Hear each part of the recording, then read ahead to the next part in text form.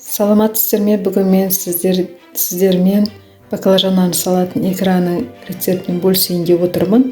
Ол үшін бізге керек, міне 3 баклажан алып отырмын, 6 штук помидор, 2 штук жуа, 3 штук чеснок және де 4 штук сәбіз кішілеу және де 2 перец. Егер перец қызыл болса 3 штук қосуға болады. Мен жасыл түс болғандықтан 2-ін қосып отырмын. Және де қызылшаның жапырағын. Қызылшаның жапырағында витамин өте көп болады. 100 граммдай майымыздың үстіне туралған жуамызды саламыз. Осылай қуырылып жатқан жуаның үстіне біз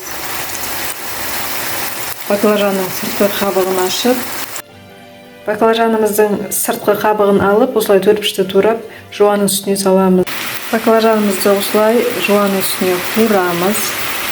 Помидорымызды, чеснок, морков және де перец пен қызылшаның жапырағын салып, блендерден ұсақтап аламыз.